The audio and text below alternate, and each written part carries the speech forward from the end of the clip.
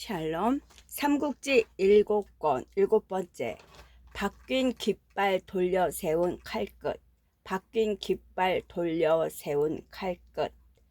조조는 이상한 느낌이 들어 하늘을 쳐다보았다. 놀랍게도 거기 또 두 개의 붉은 해가 서로 마주보며 빛나고 있었다. 천지에 합쳐 세 개의 해가 떠 있는 셈이었다.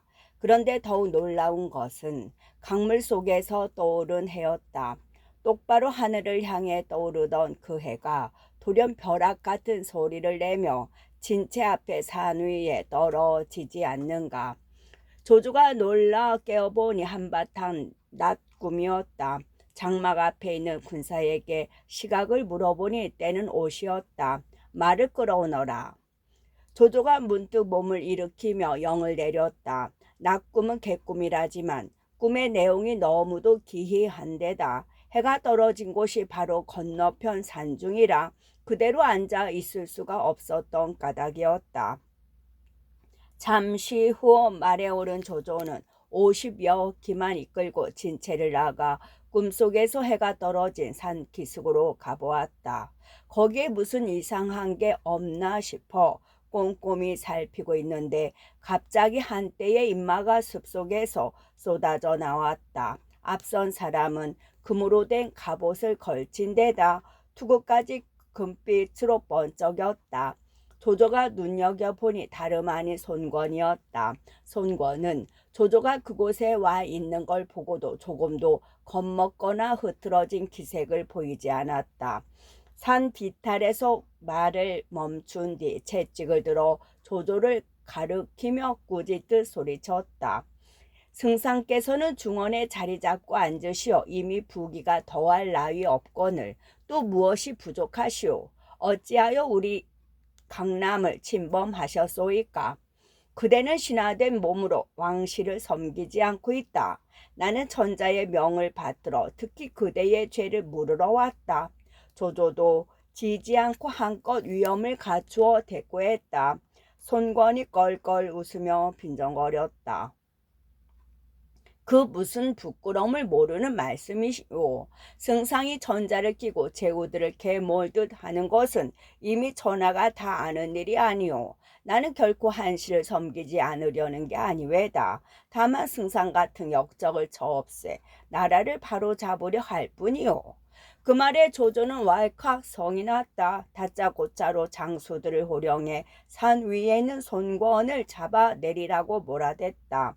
그러나 미처 조조의 호령이 끝나기도 전에 한 차례 요란한 북소리가 나더니 두 갈래의 군마가 산 뒤편에서 쏟아져 나왔다. 왼쪽은 한당과 주태요, 오른쪽은 진무와 반장이 이끌고 있는 삼천의 국노수였다.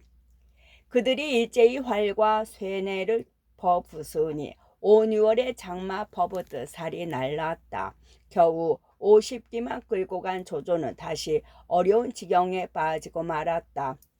급히 말을 돌려 달아났으나 승세를 탄 동호 쪽 네 장수가 곱게 놓아주려 들지 않았다. 그러나 다행히도 도중에 호위군을 이끌고 조조를 찾아 나온 허저를 만나 겨우 사로잡히는 것은 면할 수 있었다. 비록 조조는 놓치고 말았으나 이번에도 어김없는 동호의 승리였다. 오병들은 노래소리도 드높게 승리를 뽐내며 유수 어귀로 돌아갔다. 한편 허저의 구함을 받아 진체로 돌아온 조조는 속으로 가만히 생각했다. 손권은 결코 대수롭지 않게 볼 인물이 아니다. 강물 속에서 떠오른 그 붉은 해에 상응하는 인물이니 뒷날 반드시 제왕이 될 것이다. 그렇다면 이번 싸움에서 자신이 그런 손권을 이길 수 없다는 뜻이 아닌가. 거기서 조조는 비로소 군사를 몰려 허도로 돌아가고 싶은 마음이 들었다. 하지만 한편으로는 동호의 빛 웃음이 겁나 함부로 군사를 되돌릴 수도 없었다. 그야말로 나갈 수도 물러날 수도 없는 저지에 빠져버린 것이었다.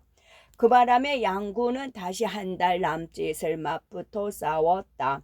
덜어는 이기고 덜어는 져서 딱 어느 쪽이 더 낫다고 말하기 어려운 싸움이었다.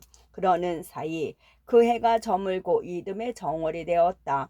봄비가 잇따라 내려 강물이 붓고 진체는 진흙탕이 되어 군사들의 어려움은 이만저만이 아니었다. 조조는 점점 걱정이 되었다. 이제는 어느 쪽으로든 결단을 내려야 한다는 생각이 들어 하루는 여러 모사를 불러 모으고 의논을 했다.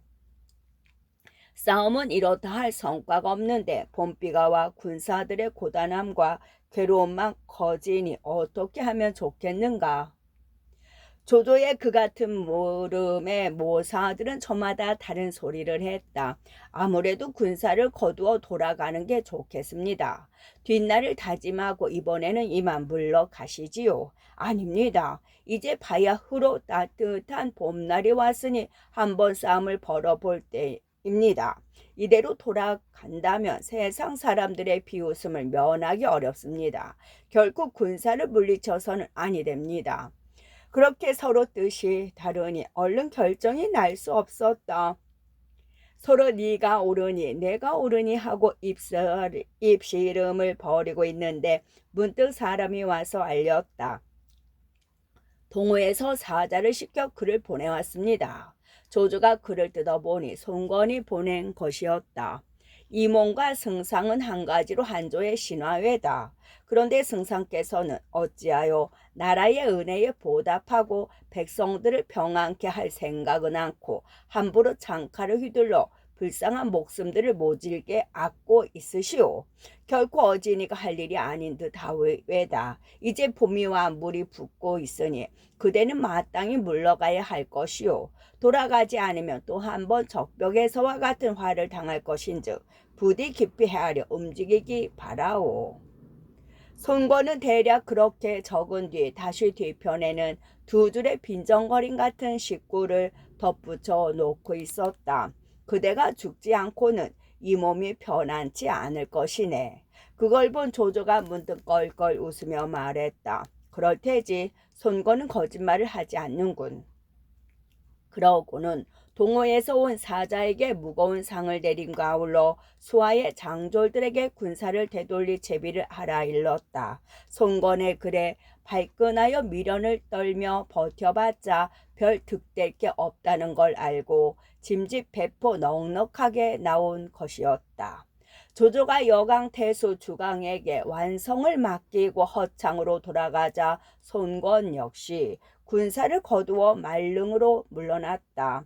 그러나 손권은 이왕에 한 군데로 뭉쳐놓은 전력을 그대로 흩어버리고 싶지는 않았다. 말릉으로 돌아가기 무섭게 여러 장수를 불러놓고 물었다. 조조는 허창으로 돌아갔으나 유비는 아직 멀리 가맹관에서 돌아오지 않았다. 조조를 막으려고 거느리고 온 군사로 비어있는 형주를 쳐서 빼앗는 게 어떻겠는가. 그러자 장수가 나서서 말했다. 구태여 군사를 움직일 필요까지는 없습니다. 제가 유비가 다시는 형주로 돌아올 수 없게 할 계책이 있습니다. 그게 어떤 계책이요? 주공께서 만약 군사를 움직여 형주를 치신다면 조조는 반드시 그 틈을 타기 위해 되돌아올 것입니다. 차라리 편지 2통을 써서 유장과 장로에게 보내는 편이 낫습니다. 유장에게는 유비가 동호와 손잡고 서천을 빼앗으려 한다는 글을 써보내고 장로에게는 형주가 비어있으니 어서 차지하라 이르십시오. 그러면 의심이 난 유장은 유비를 칠 것이고 욕심이 난 장로는 형주로 군사를 낼 것이니 유비는 머리와 꼬리가 서로 구해줄 수 없는 지경에 빠지고 말 것입니다. 그런 뒤에 주공께서 군사를 내신다면 형주는 힘들이지 않고 얻으실 수 있습니다. 손건이 들어보니 그럴듯했다. 이에 그 말을 따르기로 하고 곧 글 2통을 닦아 유장과 장로에게로 달려가도록 했다. 이때 유비는 가명관에 머물면서 민심을 사기에 바빴다. 날이 갈수록 백성들은 유비를 따라 마침내는 원래의 주인 유장을 잊을 지경이 되었다. 그런데 하루는 공명이 글을 보내왔다. 손부인이 동으로 돌아간 일과 조조가 군사를 거느리고 내려와 유수를 치려 한다는 소식이었다. 걱정이 된 유비는 방통을 불러놓고 물었다. 조조가 손권을 치러 왔다니 실로 걱정이요. 조조가 이겨도 형주를 차지하려 들 것이고 손권이 이겨도 또한 형주를 엿볼 것이니 이 일을 어찌하면 좋겠소. 그러자 방통은 조금도 걱정할 거 없다는 투로 대답했다. 주공께서 걱정하실 일은 아닙니다. 공명이 형주에 있으니 동호는 감히 그곳을 뺏으려 들지 못할 것입니다. 오히려 형주의 일을 핑계로 이곳의 일이나 풀어 가도록 하십시오. 유장에게 글을 보내 조조가 손권을 치러 내려왔음을 알림과 아울러 손권이 구원을 정해왔다고 하시면서 군사와 곡식을 비는 것입니다.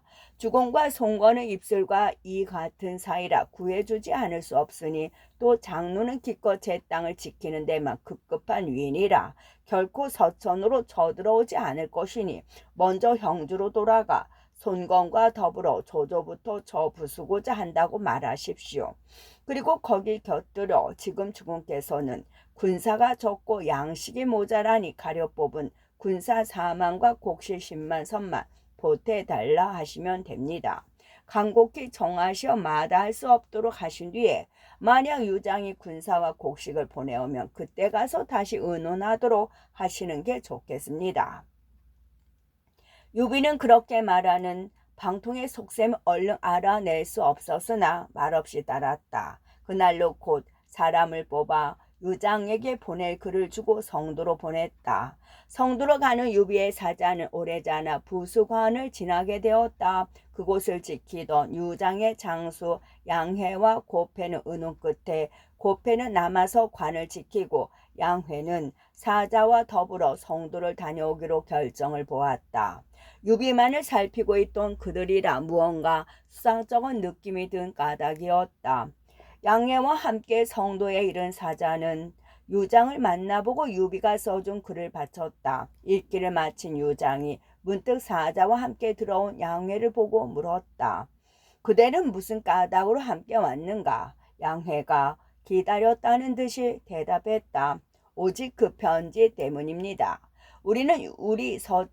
유비는 우리 서천으로 들어온 뒤로 널리 은덕을 베풀어 백성들의 마음을 거두어 드리고 있는 바 그 속셈이 매우 수상쩍습니다. 그런데 다시 이번에 곡식과 군사를 달라 하니 더욱 그 속셈을 알기 어렵습니다.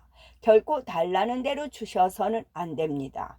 유비에게 다시 군사와 곡식을 보태주는 것은 불타는 집에 장작을 던져 그 불길을 더해주는 것이나 다름없습니다. 나와 현덕은 형제의 정분이 있다. 어찌 돕지 않을 수 있겠느냐. 양회가 잠옷 옳게 보고 하는 말이었으나 유장은 아직도 어정쩡한 소리만 했다. 그때 어떤 사람이 참을 수 없다는 듯 내다르며 소리쳤다. 유비는 효웅이니 그를 족에 불러들여 오래 머물게 하고 내쫓지 않는 것은 호랑이를 방 안으로 불러들인 것이나 마찬가지라 할 수 있습니다. 거기다가 이제 다시 군사와 곡식을 보태준다면 그 호랑이의 날개까지 덧붙여주는 것과 무엇이 다르겠습니까? 모두 놀라 그 사람을 보니 그는 영릉군 증양 땅 사람 유파였다. 그러나 유장은 그 말을 듣고도 얼른 결정을 내리지 못했다. 황건이 다시 나와 양회와 유파를 편들었다. 두 사람의 말이 옳습니다. 주공께서는 결코 유비의 청을 들어주셔서는 아니 됩니다. 권하는 사람은 없고 말리는 사람만 있으니 마침내는 유장도 마음이 변했다. 겨우 늙고 힘없는 군사 4천과 곡식 1만 섬으로 유비의 청을 들어주는 흉내만 내고 유비에게는 글을 보내 적당한 핑계를 대기로 했다. 그리고 한편으로는 가만히 양회를 불러 전보다 한층 엄하게 부수관을 지키게 했다. 유비에게 보내는 유장의 글을 가지고 감행관으로 간 사자는 곧 유비를 만나보고 그 글을 바쳤다. 글을 다 읽은 유비가 버럭 성을 냈다. 나는 너희들을 위해 적을 막아주려고 힘을 다해가며 애쓰건만 너희는 도리어 재물을 아껴 보답을 꺼리는구나. 이래서야 어떻게 군사를 잘 부릴 수 있겠느냐. 그렇게 꾸짖으며 편지를 북북 찢고 몸을 일으켰다. 그 기세에 놀란 유장의 사자는 도망치듯 성도로 돌아갔다. 속으로는 일이 그렇게 되기를 기다렸으면서도 방통이 시치미를 떼고 유비에게 말했다. 주공께서는 언제나 인의를 무겁게 여겨오셨습니다. 그런데 이제 편지를 찍고 성을 내셨으니 지금껏 유장하게 보이신 정은 헛것이 되고 말았습니다. 그렇다면 이제 어떻게 해야겠소? 유비가 곧 진정된 얼굴로 방통에게 물었다. 제게 세 가지 계책이 있습니다. 주공께서 들어보시고 그 중에 하나를 고르십시오. 방통이 기다렸다는 듯 말했다. 유비가 다시 물었다. 그 세 가지 계책이란 무엇이오? 첫째는 지금 당장 날랜 군사를 가려 뽑아 밤낮으로 달려 재빨리 성도를 치는 것이니 이는 셋 중에서 가장 상계라 할 수 있겠습니다. 사람과 물자의 손실이 적고 일이 빨리 매듭지어질 것이기 때문입니다. 둘째는 양해와 고패를 죽이고 부성을 빼앗은 뒤 성도로 지쳐가는 것입니다. 양해와 고패는 촉에 이름난 장수들일 뿐만 아니라 강한 군사를 거느리고 험한 관을 지키고 있어 힘으로 밀치고 지나가기가 어렵습니다. 먼저 주공께서는 형주로 돌아간다는 거짓 소문부터 퍼뜨리십시오. 그러면 그 소문을 들은 두 사람은 반가운 마음에서라도 주공을 배웅하러 오지 않고는 못 견백일 것입니다. 그때 그들을 사로잡아 죽이고 부성을 뺏은 다음 성도로 향하면 이는 중계가 됩니다. 세 번째는 백제성으로 물러간 뒤 밤을 틈타 형주로 돌아가는 것입니다. 서천은 뒷날 천천히 뺏기로 하고 한 걸음 물러서는 것인바 이는 셋 중에서 가장 하계가 될 것입니다. 주공께서는 이들 중에서 하나를 고르십시오. 만약 이 세 가지 계책 중에서 어느 것도 고르지 않고 우물거리시다가는 앞으로 반드시 큰 고단함에 빠져 구원받을 길이 없게 될 것입니다. 그 말을 듣고 한참을 생각하던 유비가 천천히 입을 열었다. 군사께서 말씀하신 상계는 너무 촉급하고 하계는 너무 더딘 것 같소. 중계가 빠르지도 않고 더디지도 않으니 그 편이 좋겠소. 그러고는 붓을 들어 유장하게 보낼 편지를 썼다. 조조가 부장 악진을 일으켜 형주의 정리진을 넘보게 하고 있소. 나의 여러 장수들이 나가 맞섰으나 당해내지 못해 내가 몸소 나가 막아야 할 것 같구려. 얼굴을 맞대고 앞뒤를 자세히 말할 겨를이 없어. 이렇게 글로써 작별을 고하는 바이오. 대략 그런 내용이었다. 그런데 그 편지가 성도에 이르자 뜻밖의 병고가 생겼다. 유비와 방통의 은밀한 속셈을 알 리 없는 장송은 유비가 갑자기 형주로 돌아간다는 말에 애가 탔다. 다순 죽에 콧바트리는 격이 된 유비의 회군을 그냥 보고 있을 수 없어 급히 글 한 통을 썼다. 그리고 사람을 시켜 막 유비에게 보내려 하는데 친형인 광안태수 장숙이 찾아왔다. 장송은 급히 그 편지를 소매 속에 감추고 형을 맞아들였다. 그러나 아무리 침착한 사람이라도 그런 형편에 태어날 수만은 없었다. 장숙이 얘기를 나누면서 보니 아우가 왠지 허둥대는 기색이 있어 마음속으로 슬며시 의심이 났다. 뿐만이 아니었다. 뒷이어 술을 내오게 한 장송은 형에게 술을 따르면서 다시 돌이킬 수 없는 실수를 저질렀다. 허둥댄 나머지 소매에 넣어두었던 편지가 땅에 떨어지는 것도 알아차리지 못한 것이었다. 그 편지를 준 것은 장숙을 따라온 시중꾼이었다. 우연히 그 편지를 줍게 된 그 시중꾼은 그게 자기 주인이 떨어뜨린 것이겠거니 여겨 그대로 간직했다가 술자리가 끝나 장숙이 장송의 집을 나선 뒤에야 장숙에게 내놓았다. 장숙은 아우의 필체를 알아보았지만 그날의 태도가 수상쩍던 터라 그대로 편지를 뜯어보았다. 거기에는 뜻밖에도 엄청난 글이 담겨 있었다. 지난번 이 장속에 황숙께 올린 글은 작은 거짓과 틀림도 없건만 황숙께서는 어찌하여 이렇게 질질 끄시기만 하고 일을 시작하지 않으십니까? 거스르면 쳐서 빼앗고 따르면 지켜주는 것은 옛사람이 귀하게 여겨온 이치가 아닙니까? 이제 큰일이 거의 이루어지려 하는데 무엇 때문에 이곳을 버리고 형주로 돌아가려 하시는지 실로 알 길이 없습니다. 멀리서 들은 소문이기는 하나 아무래도 잘못된 일 같습니다. 이 글을 받으시는 대로 급히 군사를 몰아 성도로 달려오도록 하십시오. 저는 안에서 호응할 것이니 만에 하나라도 이번 일이 잘못되는 법은 없을 것입니다. 그걸 읽은 장숙은 깜짝 놀랐다. 내 아우가 집안을 아예 쑥밭으로 만들 일을 꾸미고 있구나. 이대로 있어서는 아니 되겠다. 그런 탄식과 함께 장숙은 그 밤으로 유장을 찾아갔다. 장숙이 그 편지를 받침과 아울러 아우 장숙이 유비와 짜고 서천을 유비에게 바치려 한다는 말을 하자 유장은 크게 노했다. 내 평소에 저를 박하게 대접하지 않았거늘 제놈이 어찌하여 나를 저버리려 한단 말이냐. 그렇게 소리친 뒤 곧 좌우를 보고 영을 내렸다. 장송과 그 집안 노유를 모조리 잡아들여 저작거리에서 목 베도록 하라. 이에 장송은 그 아까운 재주를 제대로 한번 써보지도 못한 채 목없는 시체가 되고 말았다. 장송을 죽인 유장은 곧 문무의 관원을 불러 모아놓고 물었다.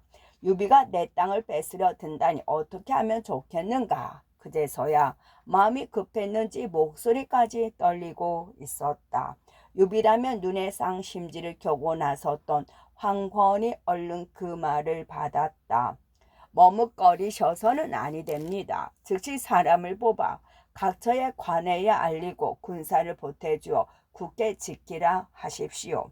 형주로부터 오는 것은 군사 한 사람 말 한 필이라도 드리지 않도록 해야 합니다. 유장도 이제는 그 말을 아니 들을 수 없었다. 곧 사람을 풀어 밤낮을 가리지 않고 각처의 경문을 전하게 했다. 황건의 말을 그대로 옮겨 적은 경문이었다.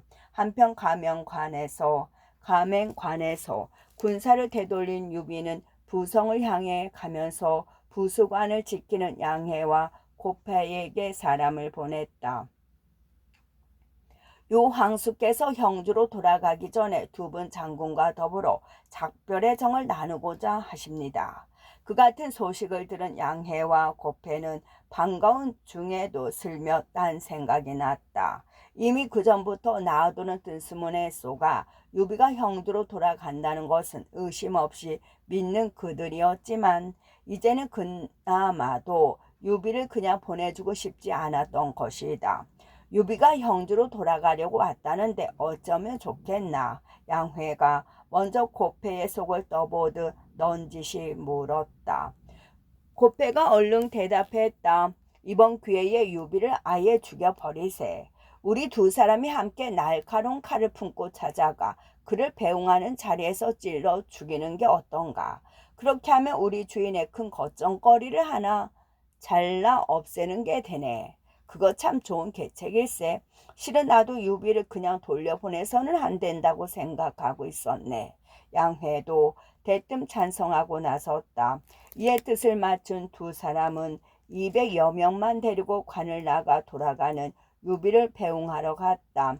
유비의 의심을 살까보아 군사들은 거의 관 위에 남겨두었지만 대신 두 사람의 가슴에는 각기 한 자루씩 날카로운 단도를 감추어져 있었다. 이때 유비는 형주로 돌아가는 양 군사들을 모두 움직여 부숫가에 이르렀다. 방통이 문득 무슨 생각이 났던지 유비를 찾아보고 말했다. 만약 양해와 고패가 기꺼이 달려 나오더라도 이는 딴 뜻이 있어서일 것이니 대비가 있어야 합니다.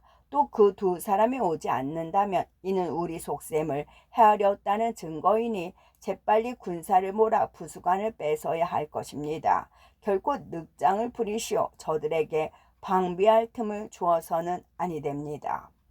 그러는데 호련 한 줄기 세찬 바람이 일어 말 앞에 세운 대장기를 부러뜨렸다. 좋지 않은 느낌이 든 유비가 방통에게 물었다. 이것은 무슨 징조요? 이것은 하늘이 미리 주공을 깨우쳐주는 것입니다. 양해와 고패 두 사람은 틀림없이 주공을 찔러 죽일 마음으로 오고 있으니 마땅히 잘 막아내야 합니다. 방통이 한참을 살피다가 그렇게 대답했다. 이에 유비는 겉옷 속에 두껍게 갑주를 껴입고 허리에는 보검을 차 만일에 대비했다. 얼마 뒤에 사람이 와서 알렸다. 양해와 고패 두 장군께서 황숙을 배웅하러 오셨습니다. 잠시 군말을 쉬게 하고 그들을 맞아 들이도록 하라. 유비가 별 표정 없는 얼굴로 영을 내렸다. 곁에 있던 방통이 문득 유연과 황충을 불러 가만히 일렀다. 태연하게 그들을 맞아 들이대 양해와 고패가 부수관에서 데려온 군사들은 한 사람도 돌아가게 해서는 아니되오. 황충과 위원은 방통의 속셈을 몰랐으나 받은 굴령이라 두말 않고 고개를 끄덕이며 물러났다. 이윽고 양해와 고패가 군사 200을 거느리고 유비의 진체 앞에 이르렀다. 몸속에는 유비를 찔러 죽일 칼을 감추고 있으면서도 겉으로는 양을 끌고 술독을 지워 정성을 다한 배웅을 가장했다. 그러나 유비의 군중에는 이렇다 할 긴장이나 경계의 기색이 없었다. 이에 양해와 고패는 자신들의 계책이 잘 맞아떨어졌다고 믿어 속으로 기쁨을 이기지 못했다. 유비가 있는 장막안도 마찬가지였다. 유비는 갑옷조차 입지 않고 방통과 단둘이 앉아 있었다. 양해와 고패의 생각에는 언제든 한 칼에 해치울 수 있을 것 같았다. 황수께서 먼 길을 돌아가신다기에 저희들이 보잘것없으나마 술과 안주를 마련해 특히 배웅하러 왔습니다. 양회는 짐짓 은근한 목소리로 그렇게 말하고 술을 따라 올렸다. 유비가 부드러운 미소와 함께 손을 저으며 말했다. 오히려 수고하시는 것은 관을 지키는 두 분 장군이 아니시오. 이자는 마땅히 두 분께서 먼저 받으셔야겠소. 상대를 조금도 의심 않는 듯한 겸양이었다. 두 사람은 그 잔을 지나치게 사양하는 것도 이상하게 보일까봐 차례로 받아 마셨다. 두 사람이 모두 잔을 비운 뒤 유비가 다시 말했다. 내게 두 분 장군과 은밀히 의논할 일이 하나 있소이다. 그 밖에 사람들은 내보내야겠소. 그러고는 두 사람이 뭐라고 대답하기도 전에 그들이 데리고 온 200의 군사들은 모두 중군 쪽으로 몰아내버렸다. 양해와 고패는 거기서 뻗듯 이상한 기분이 들었으나 그렇다고 유비가 장수들을 부르거나 군사들을 끌어들이는 것도 아니어서 잠자코 있었다. 마음만 먹으면 언제든 자기들 둘만으로도 유비 하나쯤은 찔러 죽일 수 있다고 믿은 것이었다. 하지만 그게 잘못이었다. 양해와 고패의 졸개들이 모두 장막 밖으로 물러나기 바쁘게 유비가 문득 그 둘을 꾸짖었다. 나와 너의 주인은 한 집안의 형제뻘이다. 그런데 너희 둘은 어찌하여 서로 짜고 우리 사이에 정을 떼느냐. 그제서야 둘은 거꾸로 유비에게 속은 걸 알았으나 이미 때는 늦은 뒤였다. 유비의 뒤를 이어 방통이 다시 좌우를 돌아보며 소리쳤다.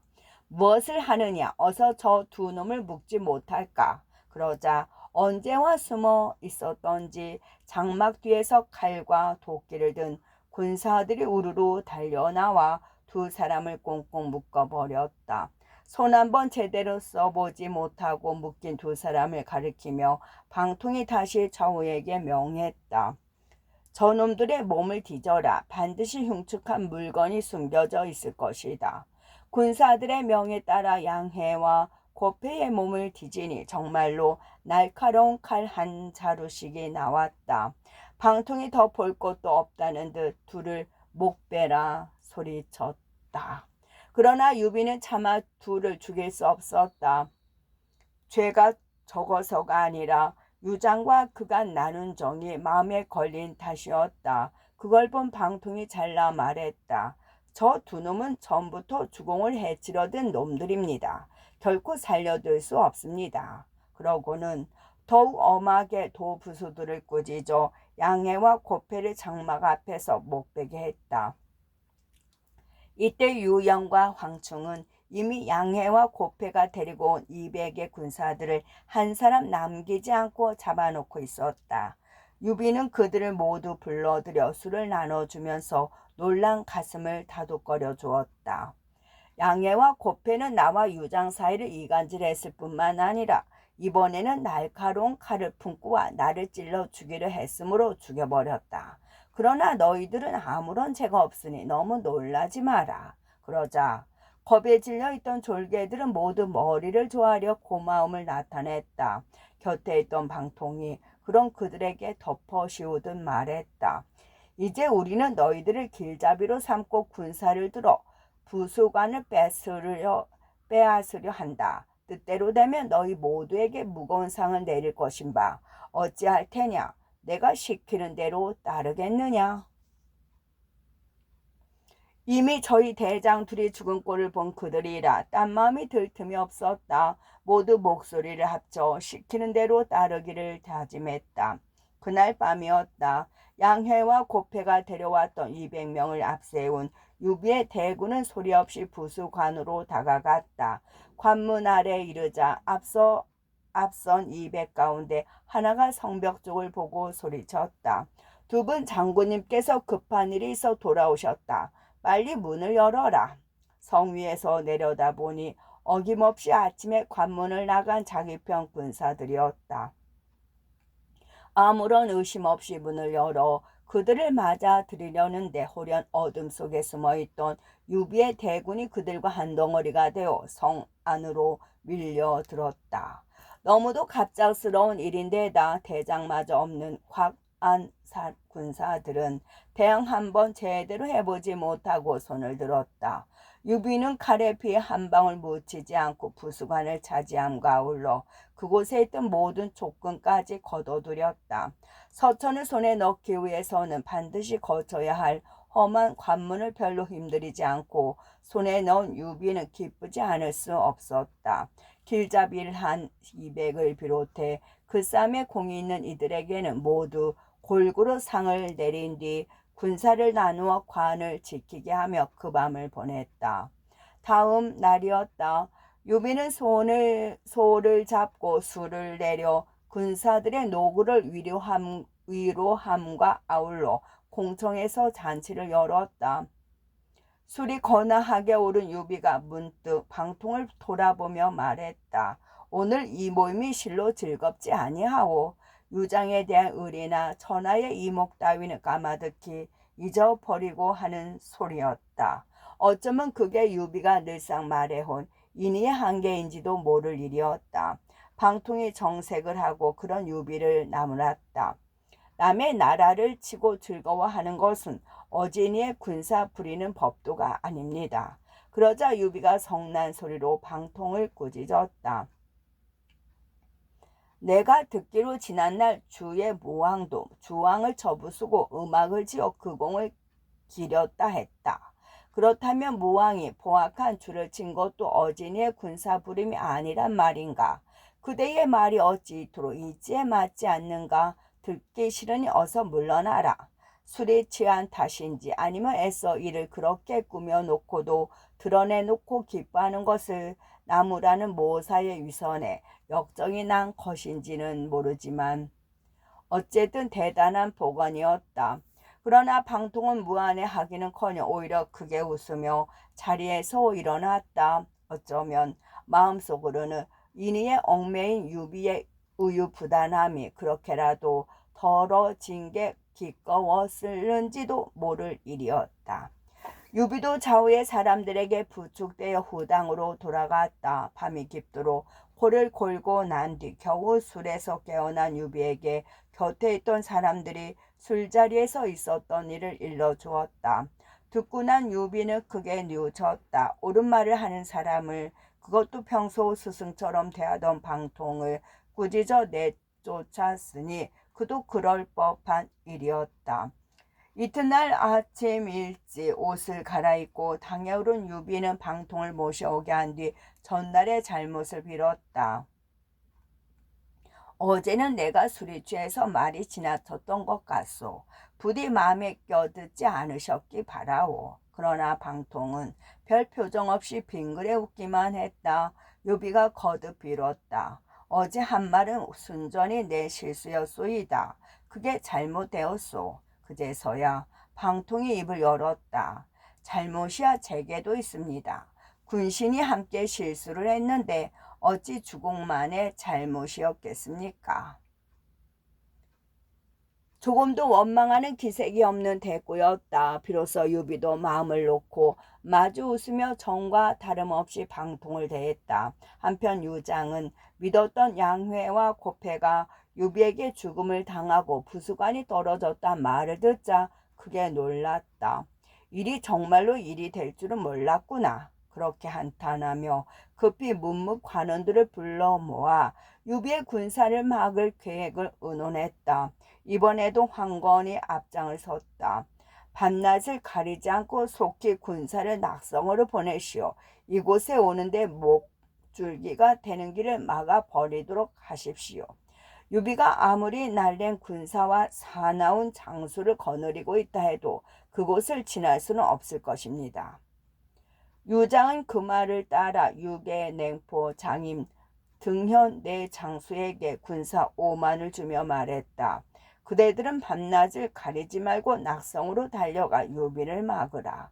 이에 네 장수는 그날로 군사를 일으켜 성도를 떠났다.